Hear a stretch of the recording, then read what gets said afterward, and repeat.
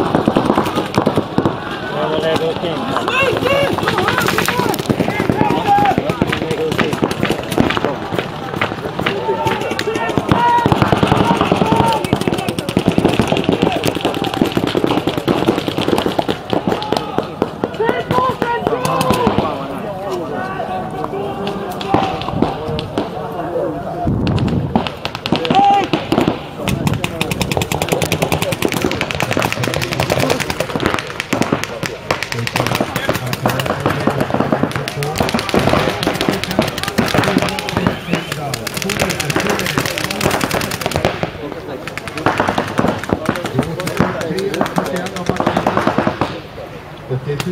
Lindbergsberg måste ta nästa poäng för att ha chans att vinna matchen. Vi har också något kriser och saker på banan.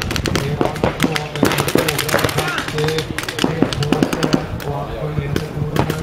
Det är tydligt namn och lagens närvaro på skydden på banan. Och kommunikation är så otroligt viktigt i tävlingsmöten. Det gäller att man ber dem motståndarna in på vad de gör. Och då har man angett alla skydd och det ska vara ord som går lätt att säga och lätt hörs. Taxi, kobra, korta hårda ord som hörs lätt och beslutar sig.